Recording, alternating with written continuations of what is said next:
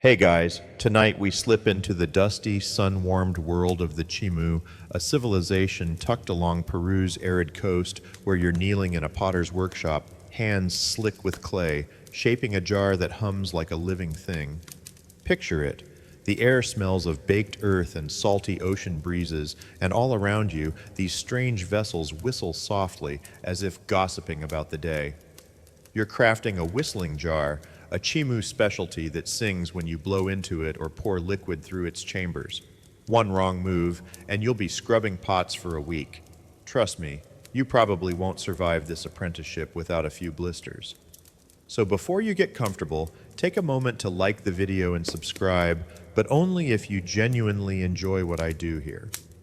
Drop a comment with your location and local time. I'm curious where you're drifting off from tonight. Now, dim the lights, maybe turn on a fan for that soft background hum, and let's ease into tonight's journey together. You're up before dawn in this Chimu village, somewhere around 1100 CE, the heart of their empire.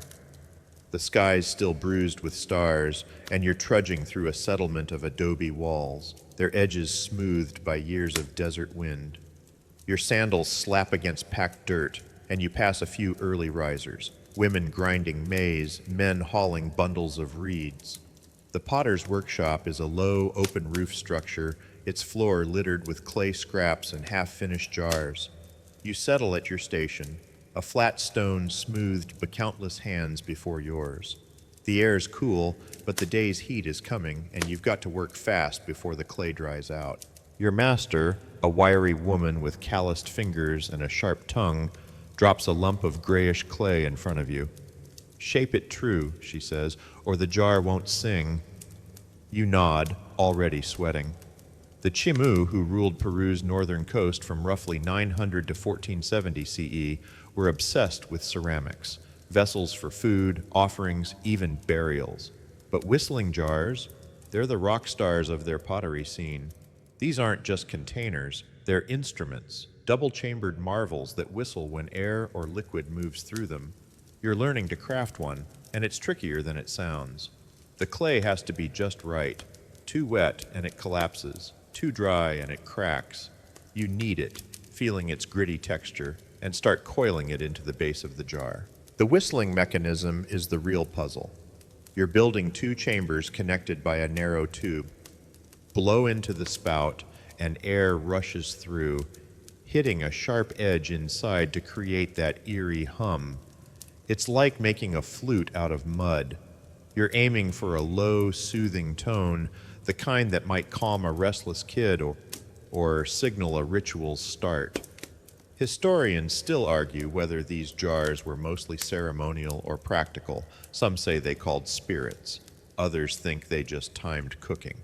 You're not sure, but as you shape the clay, you imagine it singing at a feast, its voice mingling with laughter and the clink of maize-filled bowls. You glance at the other potters, all bent over their work. There's a kid, barely 10, molding tiny animal figurines, monkeys, birds, even a llama with a lopsided grin. "Don't waste clay," your master snaps, but she's smiling. You chuckle to yourself. This kid's probably dreaming of his own workshop someday. The Chimu valued their artisans, and potters were high on the list. Mainstream fact, their capital, Chan, was a sprawling city of 30,000 people, its adobe palaces decorated with ceramic friezes of fish and waves. Quirky tidbit, some whistling jars were shaped like potatoes, a nod to the crop that kept the Chimu fed. You're sticking with a classic design, though, smooth, rounded, with a spout like a bird's beak. As you work, you notice the village waking up. A woman outside roasts fish over a fire, the smoky scent making your stomach growl. You're tempted to sneak a bite, but you've got to focus. The clay's taking shape now, the first chamber rising under your fingers. You smooth it with a wooden tool, your hands steady despite the early hour. The whistling jars aren't just art, they're part of daily life. You picture them lined up in a kitchen, holding water or chicha, the fermented maize drink that's basically Chimu happy hour. Pour it, and the jar sings, a little party trick that never gets old. You're starting to get the hang of this, but your master's watching like a hawk. Curve the spout, she says. Make it proud. You adjust, hoping it'll whistle and not just wheeze. The sun's creeping up now, painting the adobe walls gold. You're tired, but there's something soothing about the rhythm. Knead, coil, smooth, repeat. It's like the jars themselves, humming their calm, endless tune. You're part of this village now, if only for a moment, your hands carrying on a craft that's centuries old. And as you shape the clay, you can't help but wonder, what stories will this jar tell when it sings? You're trudging along a dusty path now, the Chimu village fading behind you as the sun climbs higher, baking the earth under your sandals. Your hands are still caked with clay from the potter's workshop, but today you're on a mission, gathering the sacred clay that gives whistling jars their soul. The riverbed you're headed to isn't just any old mud patch. It's a place the Chimu treat with reverence, where the earth itself is said to hum with the voices of ancestors. You're carrying a woven basket, its fibers scratching your shoulder, and you're trying not to trip on the rocky trail. One wrong step, and you'll be eating dirt. Good luck explaining that to the potter who sent you. The landscape around you is stark. A mix of desert scrub and distant green patches where irrigation canals feed maize fields. The Chimu were masters of water management, channeling rivers to turn arid land into farmland. Mainstream fact, their irrigation systems, built around 1000 CE, supported a population of tens of thousands across Peru's northern coast. But you're not here for crops, you're after clay, the lifeblood of every whistling jar. The riverbed you're approaching is a shallow scar in the earth, its banks lined with smooth pebbles and clumps of grayish mud. You kneel, dipping your hands into the cool, silty earth. It's softer than you expected, almost creamy, with a faint mineral tang that clings to your skin. This clay isn't just dirt, it's sacred. The Chimu believed it held the spirit of the land, a gift from the gods that let their jars sing. You scoop a handful, feeling its weight, and pack it into your basket. Quirky tidbit. Some Chimu potters mix tiny shells into their clay, thinking it made the jar's whistles crisper. You're not sure if that's true, but you spot a few flecks of shell in the mud and decide to grab some, just in case. Historians still argue whether the clay's source was purely practical or tied to spiritual beliefs. Did potters choose this riverbed for its texture or its sacred vibe? You're leaning toward both as you work, your fingers sifting through the earth. The riverbed is quiet, save for the occasional chirp of a bird or the rustle of wind through sparse grass. You're not alone, though. A few other villagers are here, some digging clay, others collecting reeds for baskets. A kid nearby is splashing in the shallow water, giggling as he pretends to fish. You shoot him a mock glare. Focus, kid, or you'll be hauling mud all day. He grins, unrepentant, and you can't help but laugh. It's a small moment, but it grounds you in this place, this time.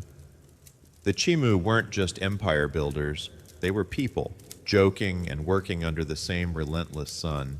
As you gather clay, you think back to the workshop, where those whistling jars were taking shape. The clay you're collecting will become one of them, molded into chambers that hum with eerie life. You picture the process, kneading this mud, coiling it, firing it in a kiln until it's hard as stone. The riverbed's clay is perfect, fine-grained, pliable, with just enough grit to hold its form. You're starting to understand why the potters are so picky. One bad batch and the jar won't whistle. It'll just sit there, silent and useless, like a guest who forgets the punchline. You pause to wipe sweat from your brow, the sun now high enough to make you squint.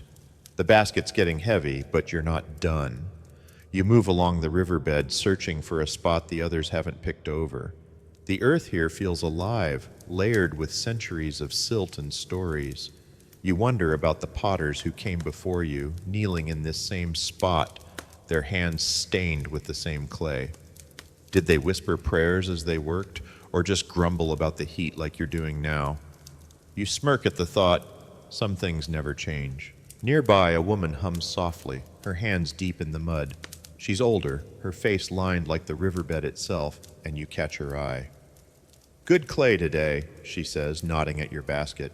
You nod back, grateful for the approval. She's probably been at this for decades, her fingers reading the earth like a book. You're tempted to ask her about the shells, but she's already back to work, and you don't want to look like a rookie. Instead, you keep digging, the rhythm of it soothing. Scoop, pack, repeat. The basket's nearly full now and your shoulders ache, but there's a strange calm in the labor. The riverbed stretches out, a quiet artery of the Chimu world. You think about the jars this clay will become, their whistles carrying across villages, markets, maybe even temples. You're part of that now, a link in a chain that stretches back centuries. The sun's climbing higher, and you know you've got to head back soon. But for now, you linger, your hands in the earth, the faint hum of the village drifting on the breeze. It's just you, the clay, and the promise of a jar that might, just might, sing. You're back in the Chimu village now, the weight of your clay-filled basket tugging at your shoulder as you weave through narrow adobe alleys. The sun's high, scorching the packed dirt under your sandals, and you're headed to the potter's workshop to unravel the ancient secrets of crafting whistling jars. You can still feel the riverbed's cool mud on your hands, but here, the air smells of smoke and baked clay, with a hint of roasted maize drifting from a nearby kitchen. You're about to learn how these jars sing, and if you mess this up, you'll be the village joke for a week. Better focus. You duck into the workshop where the potter who sent you to the riverbed is waiting. She's shaping a jar, her fingers moving like they've done this 1,000 times. "Clay's good," she says, barely glancing at your basket. You set it down, relieved, and settle beside her. The whistling jar you're working on is half-formed, its first chamber smooth but lifeless. Today, you're tackling the magic part, the whistle. The Chimu perfected this trick centuries ago, around 900 CE, turning pottery into music. Mainstream fact, their whistling jars, found across Peru's northern coast, were engineering marvels, with dual chambers and precise air channels that rivaled musical instruments. You pick up your clay, kneading it to soften its grit. The potter hands you a thin reed, sharp at one end. "Cut the channel," she says. You hesitate, then slice a narrow slit into the jar's second chamber, angling it to connect with the first. This is the heart of the whistle. Air will rush through here, hitting a sharp edge to create sound.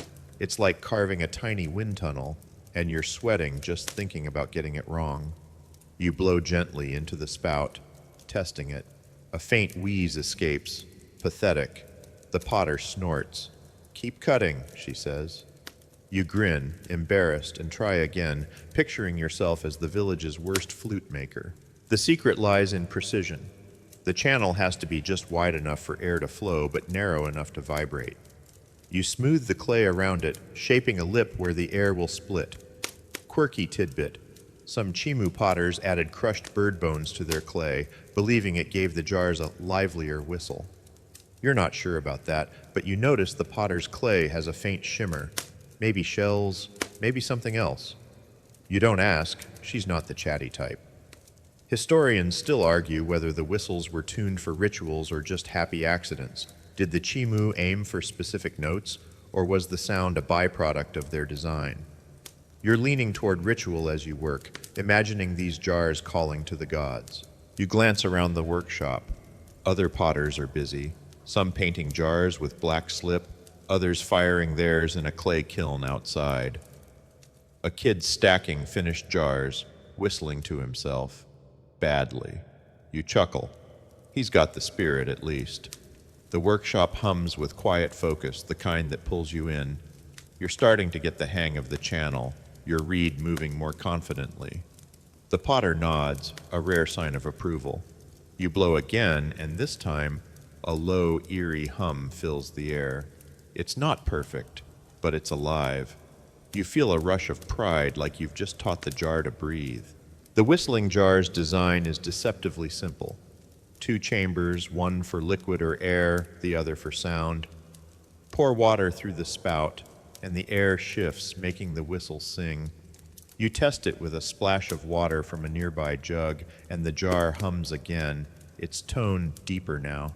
It's mesmerizing, like the jar's telling you its own story. You picture it at a feast, its whistle cutting through chatter as someone pours chicha, the maize beer that fuels Chimu parties. The sound's not loud, but it's haunting, like a whisper from the desert itself. You're smoothing the second chamber now, shaping it to match the first. The clay's forgiving, but you're careful. One crack, and you're starting over. The potter's watching, her eyes sharp. "Make it sing clear," she says. You nod, focusing on the spout's curve. You think back to the riverbed, the clay you gathered with its faint shell flecks. That clay's in your hands now, becoming something more. You wonder about the potters who came before, perfecting this craft over generations. Did they argue over channel angles, or just laugh when a jar squeaked instead of sang? You smirk. Probably both. The village outside buzzes faintly, kids shouting, a dog barking, the clatter of a loom. You're tempted to peek, but the jar's got your attention. You're part of this now, coaxing sound from mud. The sun's dipping lower, casting long shadows across the workshop. Your hands are steady, the clay warm under your fingers. The jar's almost ready to fire, but for now, you savor the process, the slow rhythm of shaping something that'll outlast you. Its whistle, when it's done, will carry the Chimu's voice across centuries, and you're the one making it happen. You're in the heart of the Chimu village now, the workshop's clay dust still clinging to your hands as you step into a bustling courtyard where a feast is underway. The air hums with chatter, the clink of pottery, and the faint, eerie whistles of jars like the one you're learning to craft. You're here to join the Chimu in their food rituals where whistling jars aren't just decorations, they're part of the meal's rhythm, signaling courses or offerings with their haunting tunes. The sun's dipping low, painting the adobe walls orange, and you're weaving through a crowd, trying not to spill the bowl of maize porridge someone just handed you. One clumsy move, and you'll be the feast's entertainment. Better keep your balance. The courtyard is alive with activity. Women stir pots over low fires, their wooden spoons scraping against clay. Men pass jugs of chicha, the fermented maize drink that's already loosening tongues. You settle on a woven mat, your bowl warm in your hands. The Chimu were culinary innovators, blending land and sea in ways that fed their empire. Mainstream fact, by 1200 CE, they cultivated maize, beans, and squash while fishing the Pacific for anchovies and sardines, creating a diet that sustained cities like Chan Chan. Tonight's feast reflects that. Your porridge is studded with dried fish, its salty tang cutting through the grain's sweetness. You notice a whistling jar on a low table, its spout curved like a bird's beak. Someone pours chicha through it, and it hums, a low note that ripples through the crowd.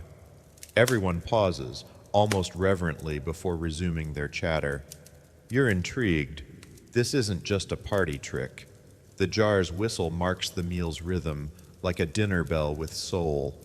You take a sip of your porridge, trying to look like you belong, but it's spicier than expected, and you cough. A kid nearby giggles, and you shoot him a mock glare. "Eat your own," you mutter, grinning. He sticks out his tongue, and you laugh. Kids are the same everywhere, even in 1200 CE. The food rituals here are layered with meaning.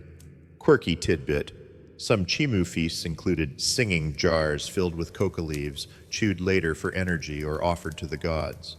You spot a jar like that, its surface painted with waves, and wonder if it's one of those. You're tempted to peek inside, but the woman serving chicha is watching, and you don't want to look like a nosy guest. Historians still argue whether whistling jars at feasts were purely practical, say, to signal when food was ready, or tied to spiritual rites, maybe calling ancestors to join the meal. You're leaning toward both as you watch the jar sing again, its sound blending with the fire's crackle.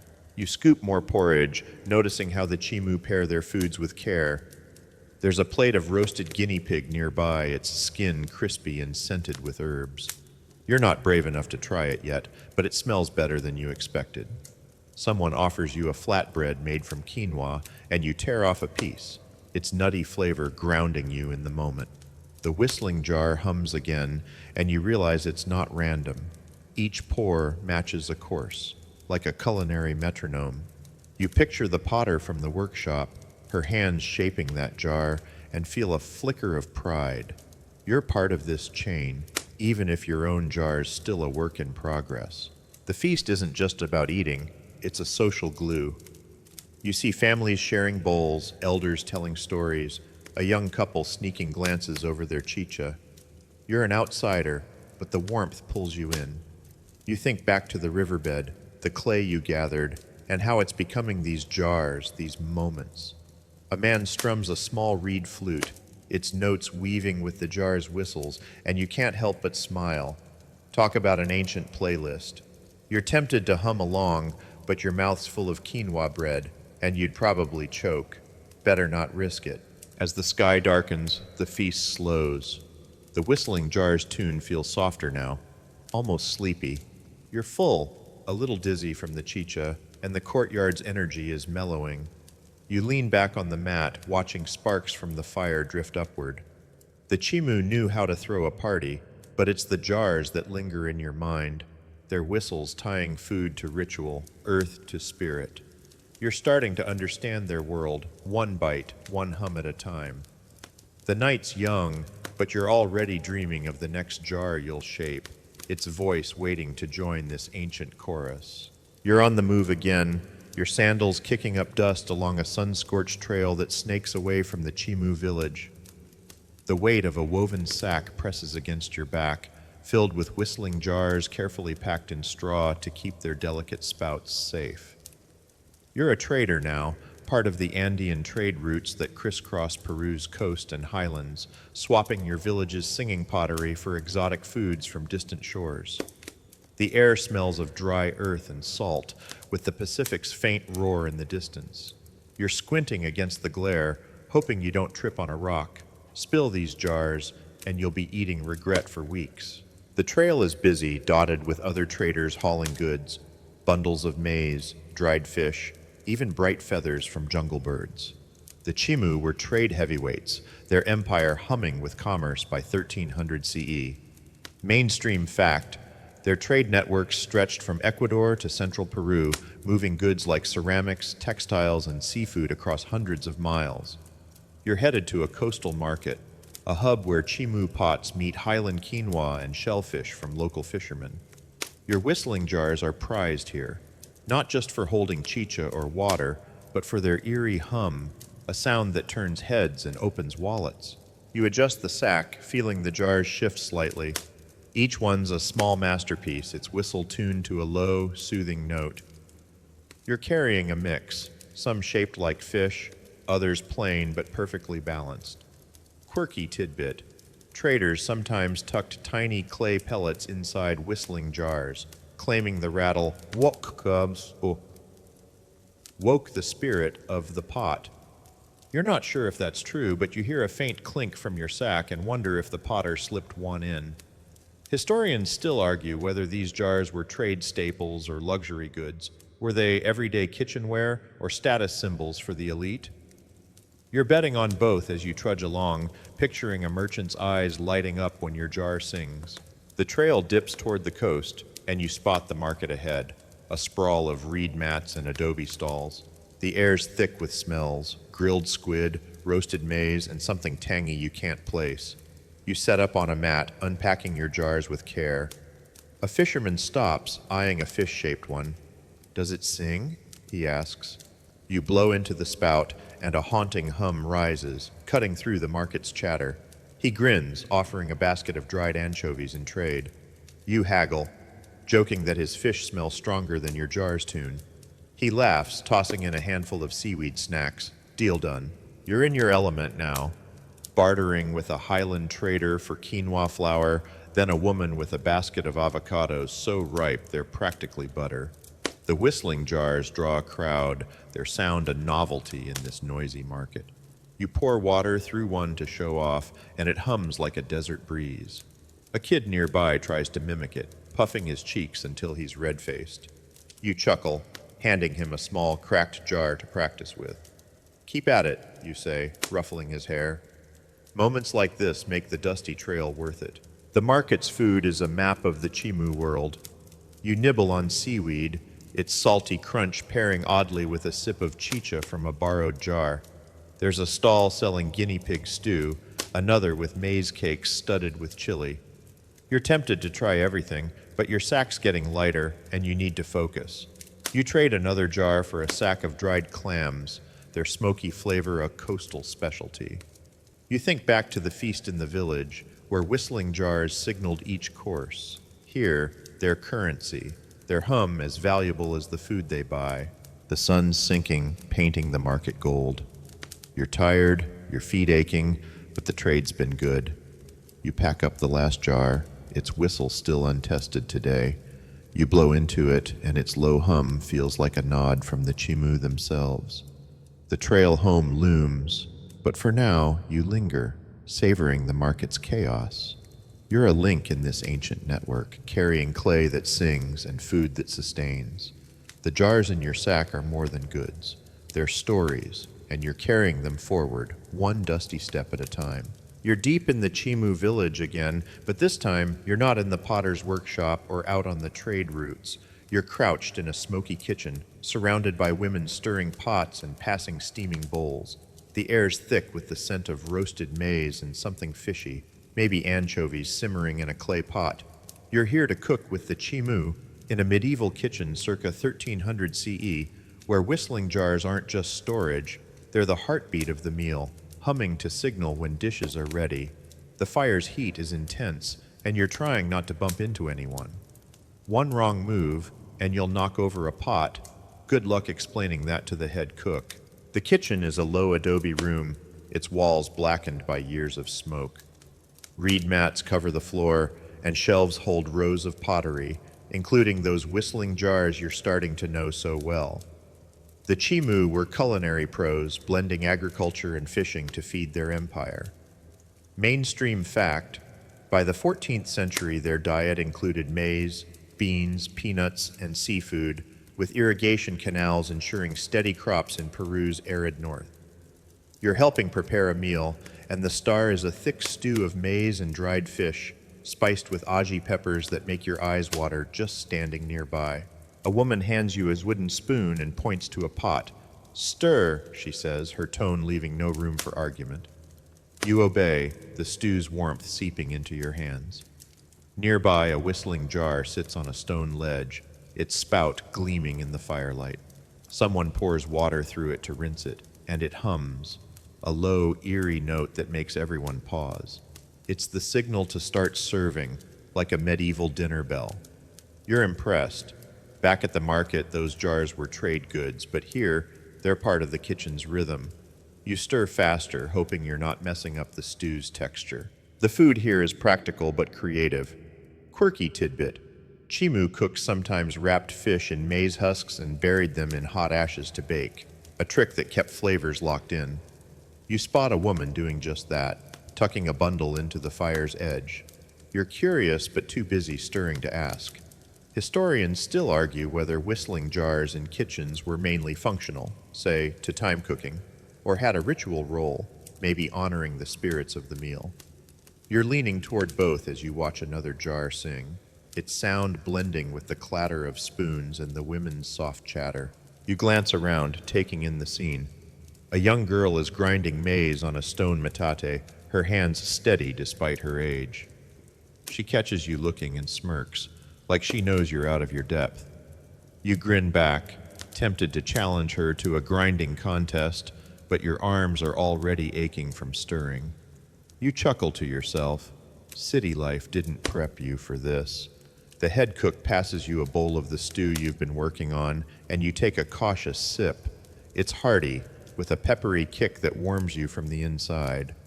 Not bad for your first Chimu cooking gig. The whistling jar hums again, signaling the next course.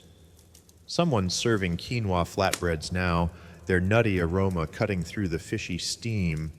You grab one, tearing off a piece to dip in the stew. It's a perfect combo, and you're starting to see why the Chimu love their food. You think back to the clay you gathered at the riverbed, the jars you shaped in the workshop. Those moments feel connected to this kitchen, where the jars aren't just tools, they're part of the meal's story. You picture the potter's sharp eyes, her hands guiding yours, and feel a flicker of pride.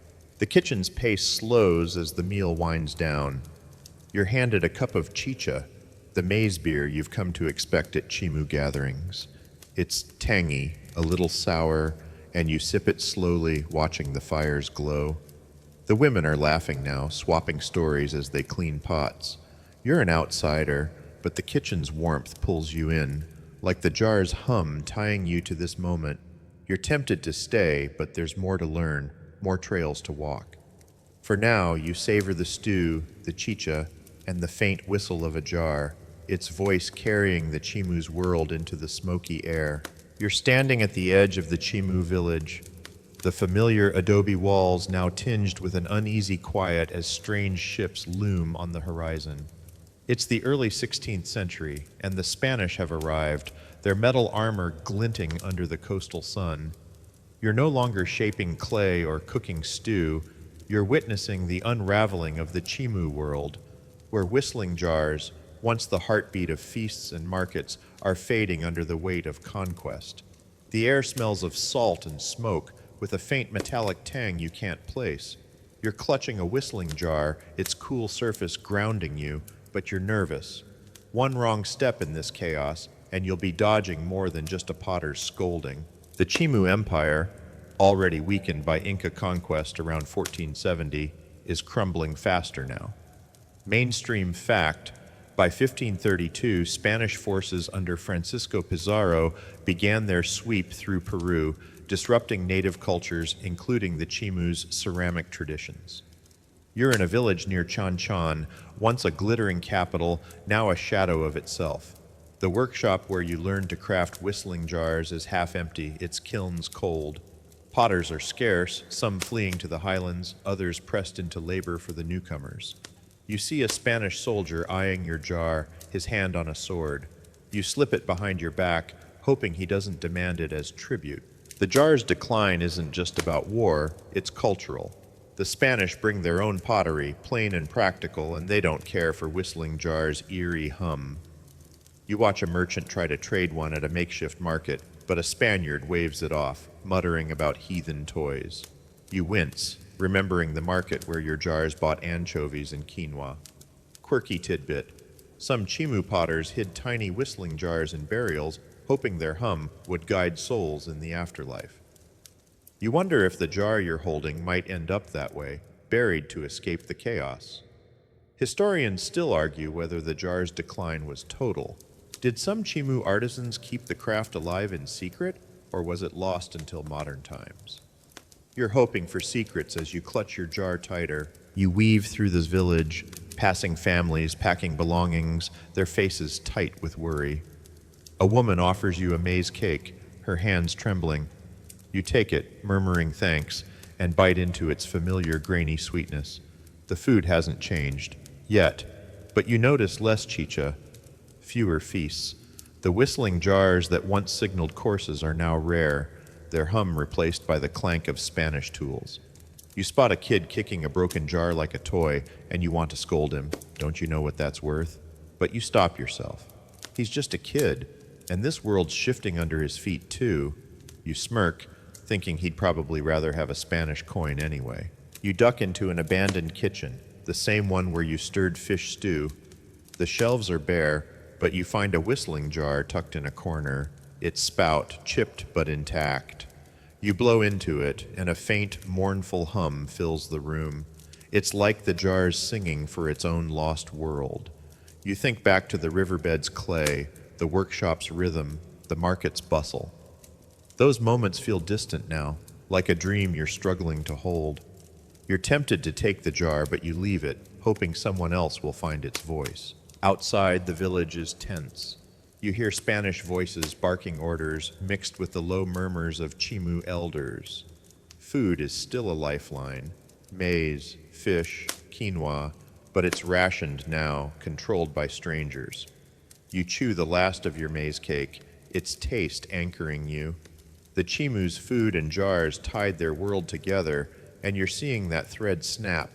You're no hero, just a witness, but the jar in your hands feels heavier, its whistle a quiet rebellion against the silence creeping in. The sun's setting, casting long shadows, and you know this isn't the end, just a turn in the story. For now, you walk on, the jar's hum lingering in your mind. You're far from the Chimu's sun-baked coast now, standing in a bustling West African market, circa 1400 CE, where the air hums with voices and the sharp scent of smoked fish. Dust swirls around your sandals as you weave through stalls piled with yams, millet, and clay pots that look oddly familiar. You're here to uncover a surprising connection. African potters crafting whistling vessels eerily similar to the Chimu's singing jars across an ocean and centuries apart. Your hands are empty, no clay or jars today, but your curiosity's buzzing. One wrong haggle in this chaotic market, and you'll be overpaying for a basket of sorghum. Better keep your wits sharp. The market is in a Songhai Empire town near the Niger River, where trade fuels a thriving culture. Mainstream fact: by the 15th century, the Songhai were a commercial powerhouse, linking West Africa with North African and Middle Eastern markets, trading gold, salt, and ceramics. You're drawn to a potter's stall, where a woman shapes clay vessels with steady hands. Among her wares are pots with narrow spouts that hum when blown into, their sound a soft echo of the Chimu's whistling jars. You pick one up, its surface rougher than the Chimu's polished clay, and blow gently. A low, reedy note rises, making nearby shoppers glance over. You grin. Same trick, different continent. The potter notices your interest. For water, she says, or spirits. You nod, handing over a few cowrie shells to keep her talking. These vessels, often used to store water or palm wine, whistle when liquid shifts, much like the Chimu's chicha jars. Quirky tidbit: some Songhai potters carved tiny faces into their whistling pots, believing the hum carried ancestors' voices. You spot one with a faint grin etched into its rim and wonder if it's true. Historians still argue whether these African vessels influenced or paralleled the Chimus. Could ancient trade or migration have linked them, or is this just a case of human ingenuity converging? You're leaning toward coincidence, but the similarity's uncanny. You wander deeper into the market, clutching the whistling pot. The food here is a world away from Chimu maize and fish. A vendor offers you a skewer of grilled goat, its meat spiced with peppery grains of paradise. You take a bite, savoring the smoky heat, but it's so spicy you nearly choke. A kid nearby laughs, tossing you a yam to cool your tongue. You toss him a mock glare, chuckling. Market kids are universal, always ready to roast a stranger. The yam's starchy sweetness helps, grounding you in this vibrant place. The whistling pots aren't the market stars. Gold and salt draw bigger crowds, but they're valued. You see a woman pour palm wine through one, its hum signaling the drink's ready. It's like the Chimu feast, where jars mark the meal's rhythm. You think back to the Chimu kitchen, the stew you stirred, the jar's eerie tunes. Here, the vessels tie food to ritual too, their sound weaving through the market's noise. You're struck by the connection. Two cultures, oceans apart, using clay to sing. You're tempted to buy another pot, but your pouch of shells is light, and you're not that good at haggling. The market's energy is relentless. Traders shouting, donkeys braying, a drummer pounding a rhythm nearby. You pause to watch a cook knead millet dough, her hands as skilled as any Chimu potter's. She offers you a flatbread, warm and slightly sour. You tear off a piece, dipping it in a peanut stew from a nearby stall. The flavors are bold, nothing like the Chimu's subtle maize dishes, but they're just as comforting. You picture the riverbed's clay, the Chimu jar's hum, and now this African pot in your hand. It's like the earth itself is humming, linking these worlds through food and craft. The sun's dipping, casting golden light over the stalls. You're tired, the market's chaos seeping into your bones, but you're hooked on this thread. Clay that sings, food that binds. The whistling pot feels alive, its hum a quiet bridge between continents. You're no scholar, just a traveler chasing stories, but you feel the weight of this moment. The market hums on, and you do too, carrying the pot's soft tune into the fading day, wondering what other echoes you'll find.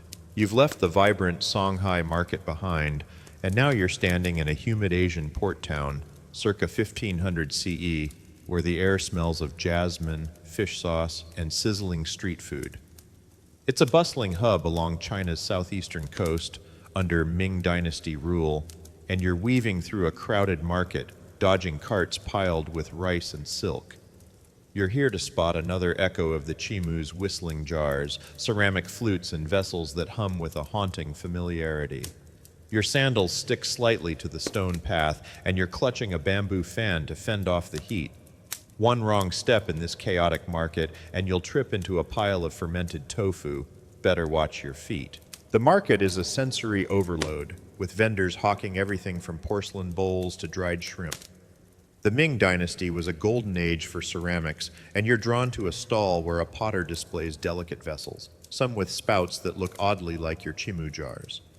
Mainstream fact, by the 16th century, Ming potters were global leaders, exporting blue and white porcelain as far as Europe and the Middle East. You pick up a small ceramic flute, its body glazed in pale green.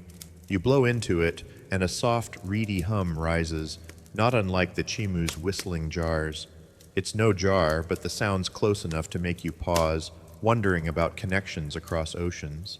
The potter, a wiry man with ink-stained fingers, notices your interest.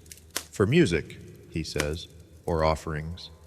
You nod, trading a few copper coins for the flute. These instruments, sometimes used in rituals or to store tea, hum when air moves through their chambers. Quirky tidbit, some Ming potters crafted singing vessels that whistled when filled with hot water, a tea-time trick for wealthy buyers. You spot one shaped like a lotus, its spout curved just right, and imagine it humming over a scholar's table. Historians still argue whether these Asian flutes share a lineage with Chimu jars. Could ancient Pacific trade have carried the idea, or is this another case of parallel invention? You're betting on coincidence, but the sound's too familiar to dismiss. You wander deeper into the market, the flute tucked in your sash. The food here is a far cry from Chimu maize or Songhai yams. A vendor hands you a skewer of grilled octopus, its surface charred and drizzled with soy. You take a bite, savoring the chewy, salty burst, but it's so hot you nearly drop your fan. A kid nearby giggles, offering you a sip of sweetened rice water to cool off. You thank him with a grin, thinking, yep, kids everywhere love a clumsy stranger. The rice water's refreshing, its faint sweetness grounding you in this steamy port. The ceramic flutes aren't the market's main draw. Porcelain teapots and silk robes steal the show, but they're cherished. You see a woman play one, its hum weaving through the market's din like a soft thread. It reminds you of the Chimu feast, where whistling jars signaled courses, or the Songhai pot that sang for palm wine. You think back to the Chimu workshop, the clay under your fingers, the eerie hum of a jar coming to life. Here, the sound ties to tea and temples, but it's the same idea, clay that speaks, food that gathers. You're tempted to buy another flute, but your coin pouch is light, and you're not brave enough to haggle in Mandarin. The market pulses with life. Merchants shouting, a monk chanting nearby, the clatter of woks over open flames. You pause to try a steamed bun filled with pork, its dough fluffy and warm. It's a perfect bite, worlds apart from Chimu quinoa bread, but just as comforting. You picture the riverbed's clay, the Chimu jar's hum, the Songhai pot's tune, and now this flute's soft note. It's like the world singing through its crafts, linking markets and meals. You're no explorer, just a curious wanderer, but you feel the thread, food, clay, sound, all woven together. The sun's sinking, casting a rosy glow over the port. You're tired, the market's heat clinging to your skin, but you're hooked on this chase. The flute in your sash hums faintly as you move, a quiet echo of the Chimu's world. You're carrying that sound forward through steam and spice, wondering where it'll lead next. The market hums on, and you do too, the flute's note lingering like a whisper from the past. You've traded the steamy Ming market for the salty deck of a 19th century European ship, bobbing off Peru's coast in 1840. The air smells of tar and seaweed, and you're swaying with the waves, clutching a Chimu whistling jar you borrowed from a crate below deck. You're sailing with explorers, part scientist, part treasure hunter, who are puzzled by these ancient pots, their eerie hums sparking debates over dinner. The ship's creaking and the ocean's slap against the hull make you uneasy. One clumsy slip and you'll drop the jar into the Pacific. Better grip it tight. The air is a whirlwind of discovery. Mainstream fact: by the 19th century, European archaeologists and collectors were excavating South American sites, shipping artifacts like Chimu pottery to museums in London and Paris. You're with a British crew, their journals stuffed with sketches of Chan Chan's ruins. The whistling jar in your hands, dug up near the old Chimu capital, is a mystery to them. You blow into its spout and a low, haunting hum rises, cutting through the wind. The ship's naturalist, a bearded man with ink-stained cuffs, nearly drops his pipe. "What sorcery's that?" he asks. You smirk, tempted to say it's magic, but you explain it's just clever clay work. The jar's design fascinates them. They pass it around, each man trying the whistle, producing sounds from soulful hums to sad wheezes. Quirky tidbit: some 19th century collectors thought whistling jars were spirit traps, meant to hold ghosts, a theory born from their spooky sound.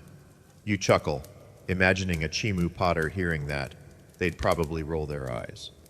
Historians still argue whether Europeans valued these jars as art or mere curios. Were they studied for their craft or just trophies of empire? You're betting on trophies, given the crate of looted pots below deck. You lean against the railing, the jar cool against your chest. The crew's eating, hardtack biscuits and salted beef, a far cry from Chimu maize stew. You nibble a biscuit, its texture like chewing gravel, and long for the quinoa bread from that village feast. A sailor offers you a swig of rum, and you take it, the burn reminding you of Cheech's tang. You're tempted to pour some through the jar to see if it sings, but the naturalist's watching, and you don't want a lecture. Instead, you blow again, the hum blending with the sea's rhythm. It's like the jar's talking back to the ocean that once bordered its home. The ship's mess is lively, with sailors swapping stories of mummies and gold. You listen, picturing the Chimu kitchen, the market's bustle, even the Songhai potter's stall. Those worlds feel closer with the jar in your hands, its whistle a thread through time. A young cabin boy tries to mimic the sound, puffing his cheeks until he's red. You laugh, handing him the jar to try. "Gently," you say, and he manages a faint hum, grinning like he's cracked a code. Kids, you think, always stealing the show from Peru to this creaky ship. The crew's debates turn serious. The naturalist thinks the jars were religious, maybe for calling gods. Another man, a gruff officer, insists they're just fancy jugs. You stay quiet, remembering the Chimu women using them to time meals, the traders swapping them for fish. The truth's probably messier than their theories.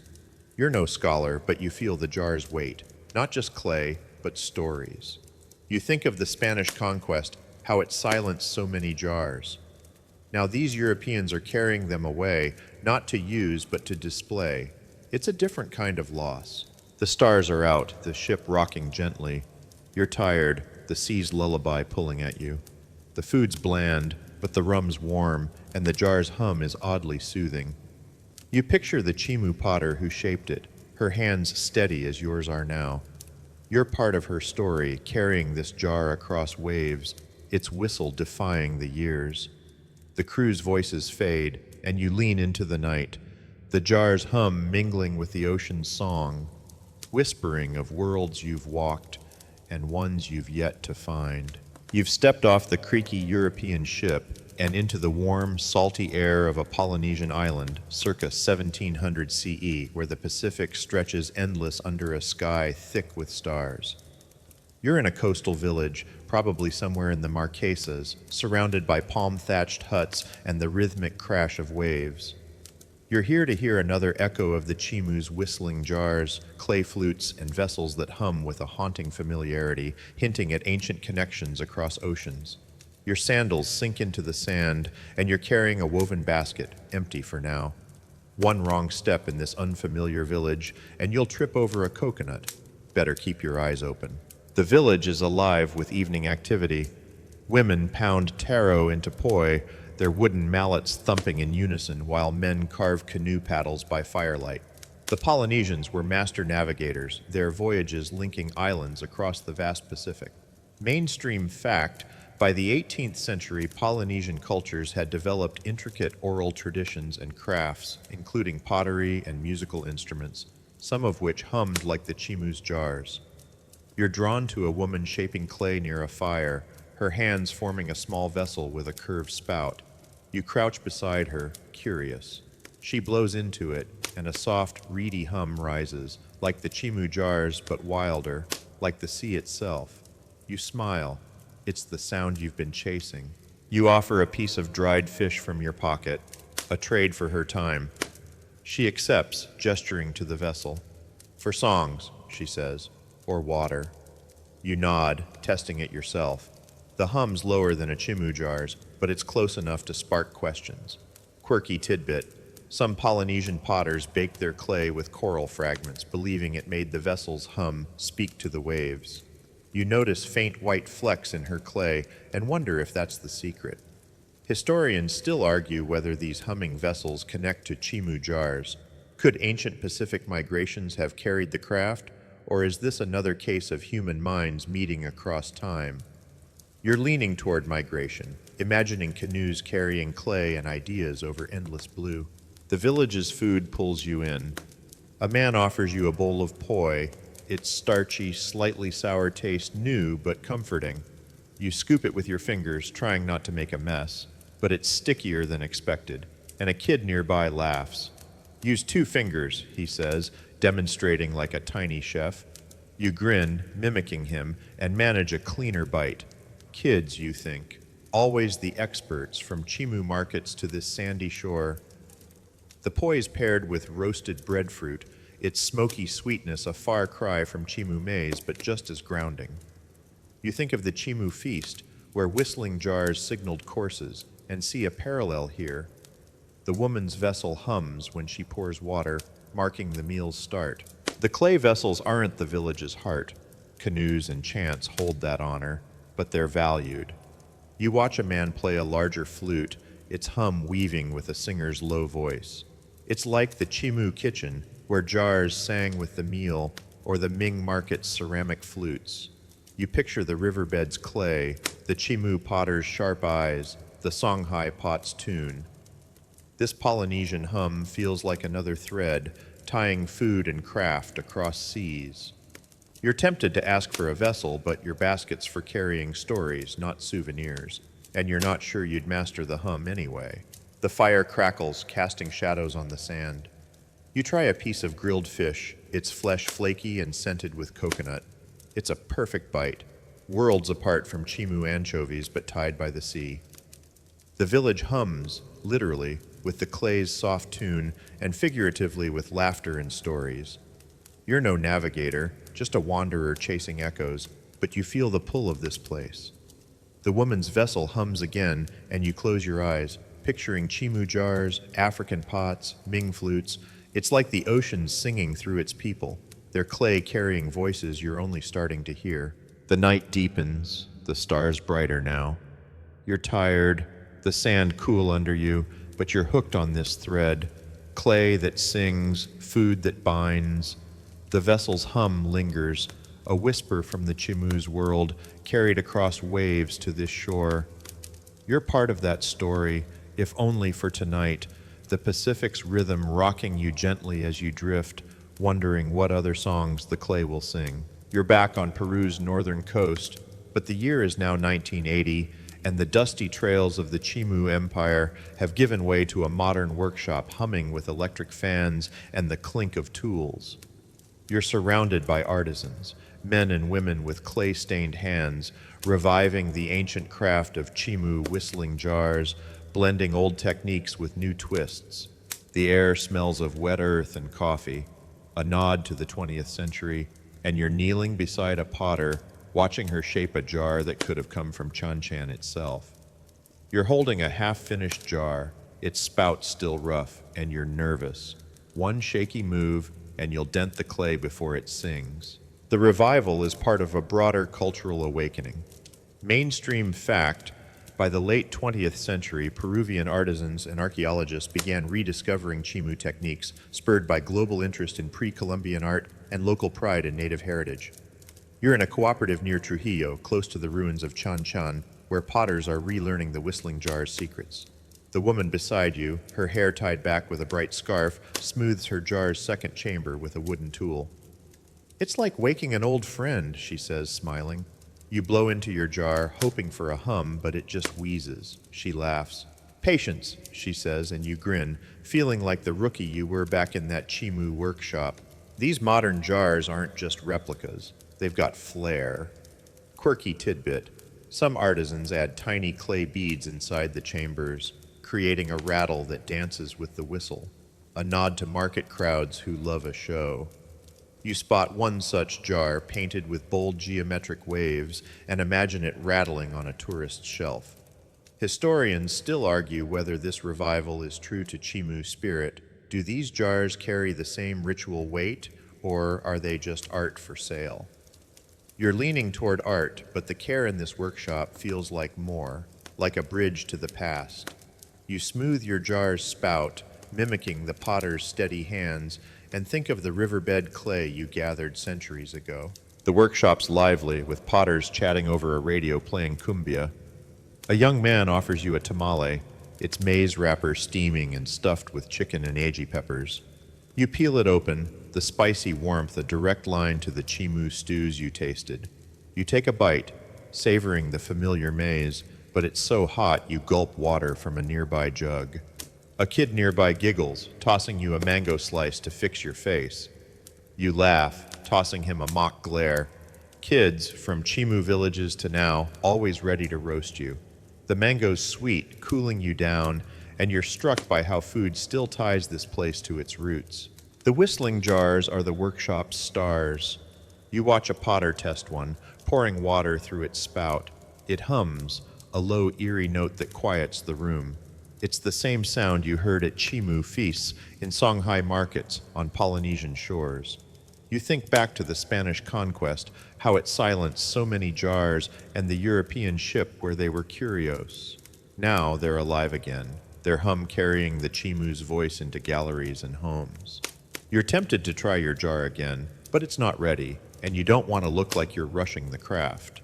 The artisans aren't just copying, they're innovating. Some jars are glazed in bright blues, others shaped like modern animals, like a llama with sunglasses. You chuckle, imagining a Chimu potter's reaction, probably a raised eyebrow, but they'd get it. The workshop's shelves are lined with jars, some for sale, others for local festivals where they'll hum alongside maize beer and grilled fish. You picture the Chimu market, where your jars bought anchovies, and feel a flicker of pride. You're part of this revival, even if your jar's still a work in progress. The day's fading, sunlight slanting through the workshop's windows. You're tired, the clay's grit under your nails, but you're hooked on this rebirth. The tamale's warmth lingers, the jar's hum echoes in your mind. You're no artisan, just a visitor carrying stories, but you feel the Chimu's pulse here, in clay and food and song.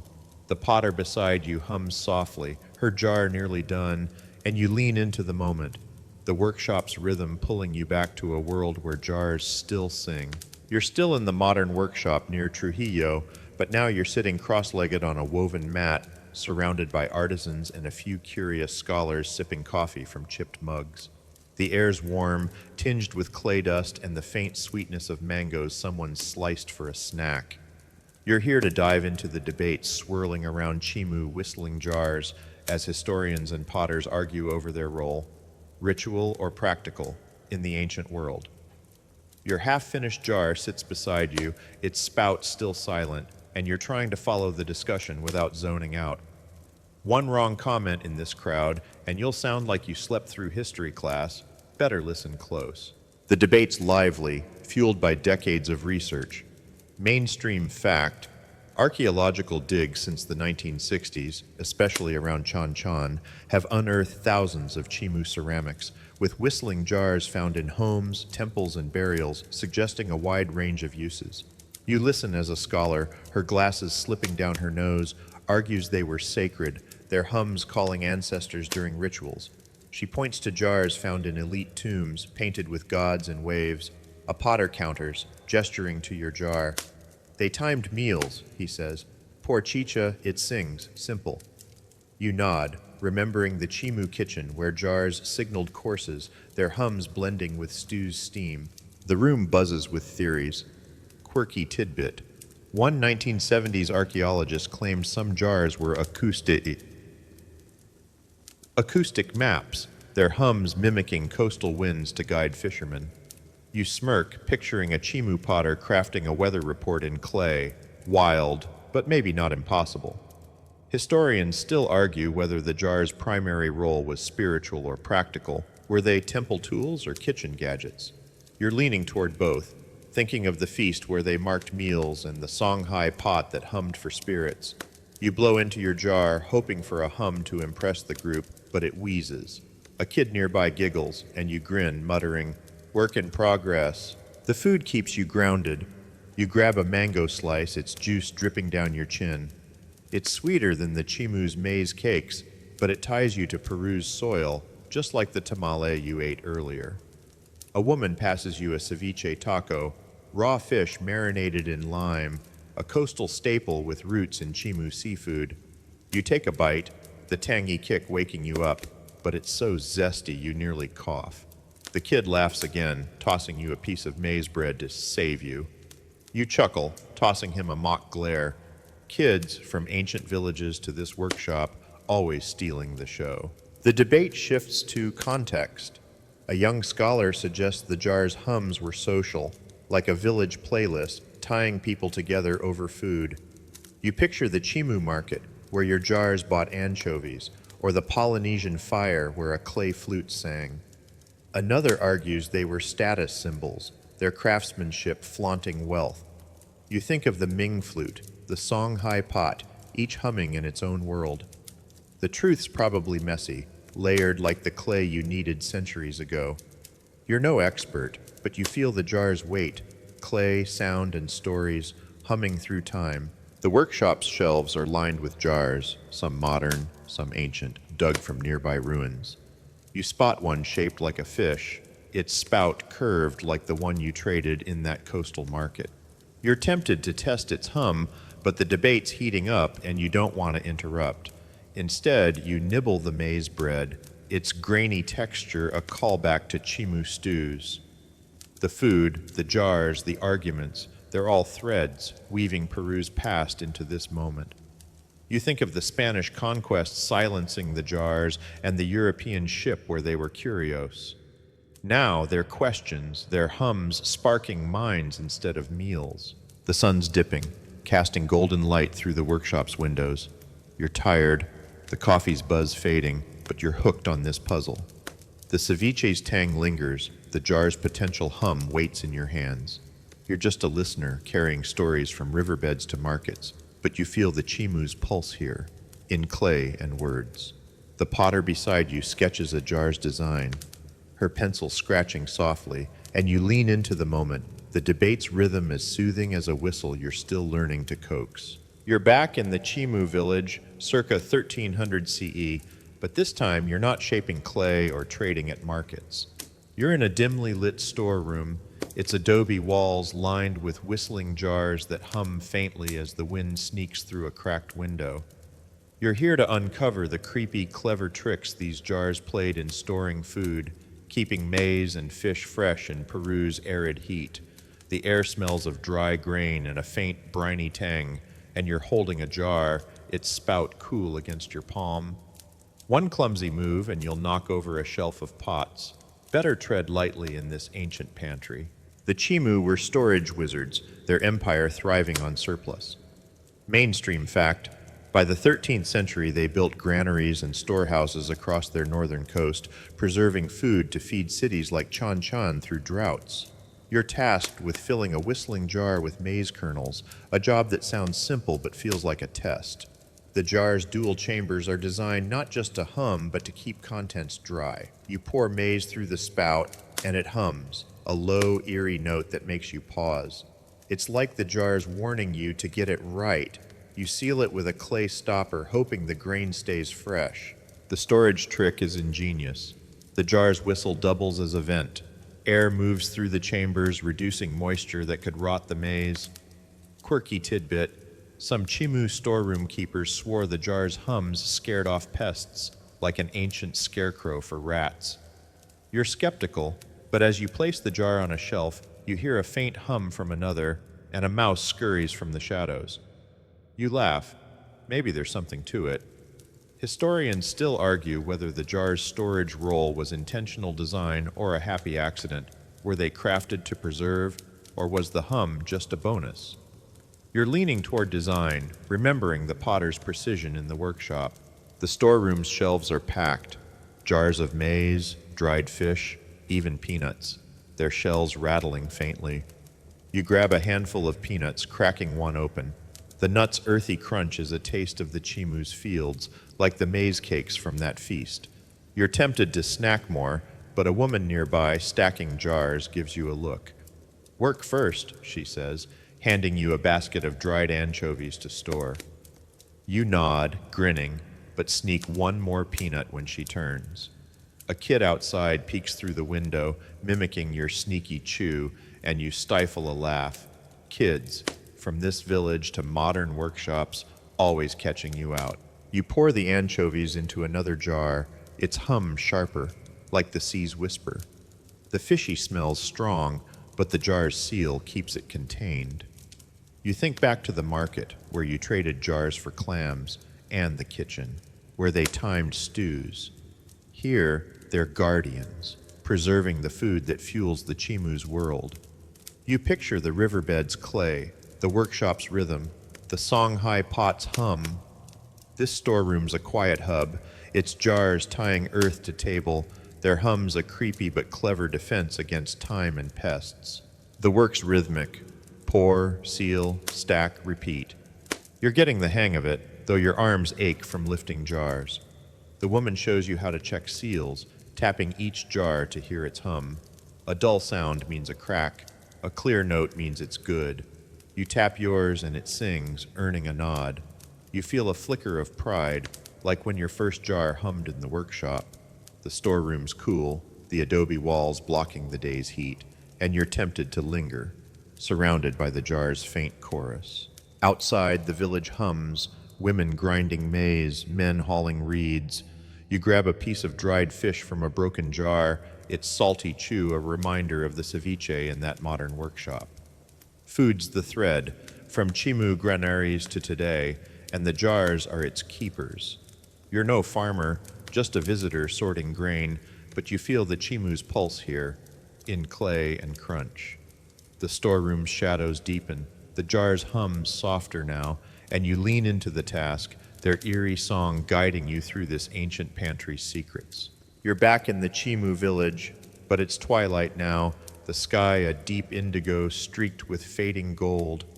You're alone in the potter's workshop, the adobe walls cool and quiet, their edges softened by the dimming light. The bustle of feasts, markets, and storerooms is behind you, and you're kneeling at a low stone table, shaping one final whistling jar as the day slips away. The air smells of damp clay and the faint smoke of a distant fire, and your hands move slowly, coiling the clay with a rhythm that feels like a whisper from the Chimu themselves. One wrong press, and the jar's chambers will crack. Better go steady, letting the twilight guide you. This moment is a quiet farewell to the Chimu world. Mainstream fact: the Chimu's ceramic tradition, peaking around 1300 CE, left thousands of whistling jars across Peru's coast, their hums a testament to a culture that wove art into daily life. You're crafting a classic design, 2 chambers, a curved spout, the kind you saw in kitchens and markets. The clay's familiar, like the riverbed mud you gathered, its grit grounding you. You shape the whistle's channel, remembering the potter's sharp instructions. You blow gently, and a soft, mournful hum fills the workshop, like the jars singing the village to sleep. There's a strange magic here. Quirky tidbit: some Chimu believed a jar's first hum carried the potter's breath, binding their spirit to the clay. You smile, wondering if your shaky wheeze from that first workshop day is out there, humming in some ancient pot. Historians still argue whether these final jars, made late in the Chimu's reign, were acts of defiance against encroaching Incas or just daily work. Did potters know their world was fading? You're leaning toward work, picturing hands like yours shaping clay as twilight fell, not for history, but for the next meal. You smooth the spout, its curve proud, and feel the weight of every jar you've touched, from Chan-Chan to Songhai, Ming ports to Polynesian shores. The workshop's empty, the other potter's gone home. You hear faint village sounds, mothers calling kids, the clatter of a loom. You're tempted to peek outside, but the jar holds you. You think of the food that tied this world together, maize stew from the kitchen, anchovies from the market, ceviche in that modern workshop. You grab a piece of quinoa bread from a nearby basket. Its nutty crunch a final taste of the Chimu's fields. It's dry and you nearly choke, coughing loud enough to wake the village. You laugh softly. Good thing no kid's here to roast you this time. The jar's nearly done, its chamber smooth, the whistle sharp.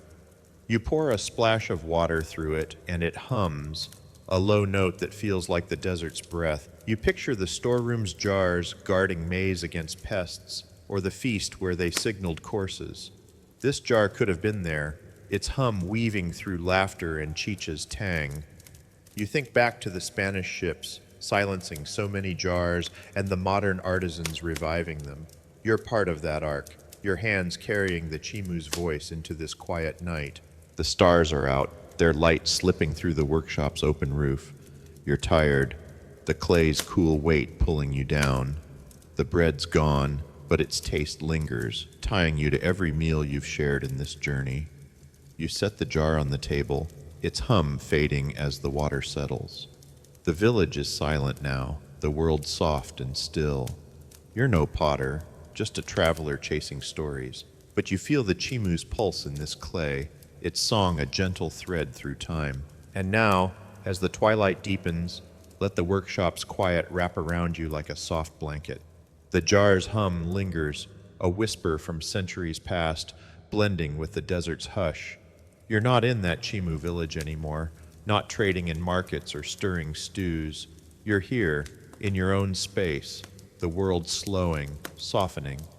Picture the stars above Chan-Chan, their light steady, timeless, watching over clay and hands long gone. Let the memory of maize and chicha fade, their warmth settling into your bones. Your breath slows, matching the jar's final hum, a sound that doesn't demand but invites. Rest, drift, dream. The stories are safe, carried in clay, in whispers, in you. Close your eyes, let the night take you, and sink into sleep's gentle tide.